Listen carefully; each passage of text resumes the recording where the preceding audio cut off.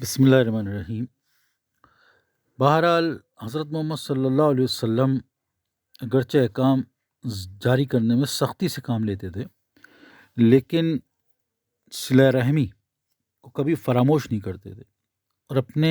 عزیز و اقارب سے انتہائی پسندیدہ اور نیک برتاؤ کرتے تھے۔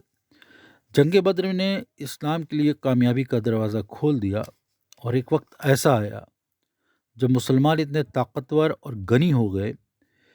کہ 10,000 گھوڑے لے کر میدان جنگ میں اترتے تھے، جبکہ جنگ بدر میں ان کے پاس صرف 2 گھوڑے موجود تھے۔ لیکن اس کے باوجود مسلمانوں کے یہاں جتنی شہرت جنگ بدر کی ہے اتنی کسی اور جنگ کی نہیں۔ جب پیغمبر اسلام حضرت محمد صلی اللہ علیہ وسلم نے اعلان نبوت کیا تو ابو لہب نے اپنے بیٹے پر دباؤ ڈالا کہ وہ آپ صلی اللہ علیہ وسلم کی صاحبزادی حضرت رقیہ رضی اللہ تعالیٰ عنہ کو طلاق دے دے۔ حضرت رقیہ رضی اللہ تعالیٰ عنہ کو اپنے والد سے بہت محبت تھی، اور یہ وہی رقیہ رضی اللہ تعالیٰ عنہ ہیں جنہوں نے اپنے والد کی جان اس وقت بچائی تھی جب خانہ کعبہ میں ان کا دم گھوٹنے کی کوشش کی جا رہی تھی۔ جب ابی لہب کے لڑکے نے انہیں طلاق دے دی تو کچھ عرصے کے بعد حضرت عثمان رضی اللہ تعالیٰ عنہ کی جوزیت میں آ گئیں۔ حضرت عثمان رضی اللہ تعالیٰ عنہ ایک مالدار نوجوان تھے، اور حضرت رقیہ رضی اللہ تعالیٰ عنہ سے نکاح کے بعد وہ بھی دوسرے مسلمانوں کے ساتھ حبشہ روانہ ہو گئے۔ جب حضرت رقیہ رضی اللہ تعالیٰ عنہ اور ان کے شوہر عثمان رضی اللہ تعالیٰ عنہ حبشے سے واپس آئے تو دوسرے مسلمانوں کی طرح انہوں نے بھی مدینے میں سکونت اختیار کر لی، اور یہاں تک کہ جنگ بدر کے آثار نمایاں ہو گئے۔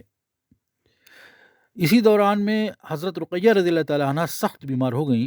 اور چونکہ حضرت محمد صلی اللہ علیہ وسلم اور دوسرے مسلمانوں کے ساتھ لڑائی کے لیے باہر جا رہے تھے، لہذا پیغمبر اسلام حضرت محمد صلی اللہ علیہ وسلم نے حضرت عثمان رضی اللہ تعالیٰ عنہ کو مدینے کا انتظام سنبھالنے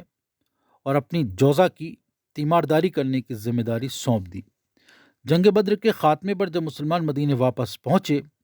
تو حضرت رقیہ رضی اللہ تعالیٰ عنہ کی حالت اور بگڑ گئی۔ وہ زیادہ دن تک زندہ نہ رہ سکیں اور جلد ہی موت کی آغوش میں چلی گئیں۔ حضرت محمد صلی اللہ علیہ وسلم کو اپنی بیٹی کی وفات پر بے انتہا دکھ پہنچا۔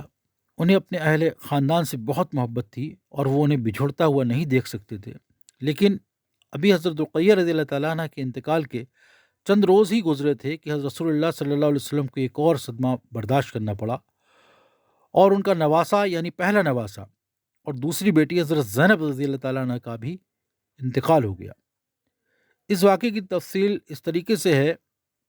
کہ پیغمبر اسلام حضرت محمد صلی اللہ علیہ وسلم کے داماد یعنی ان کی صاحبزادی کے شوہر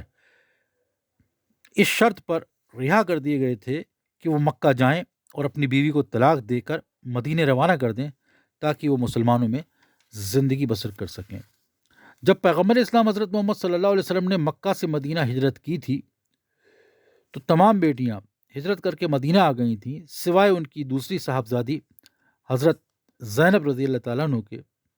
جنہوں نے اپنے شوہر کے ساتھ مکہ میں رہنے کو ترجیح دی تھی۔ ان کے شوہر ابو لاس نے جنگ بدر میں شرکت کی، قیدی ہوئے، اور پھر آزاد ہونے کے بعد جب مکہ پہنچے تو انہوں نے اپنا وعدہ نبھایا اور حضرت زینب رضی اللہ تعالیٰ عنہ کو مدینہ روانہ کر دیا۔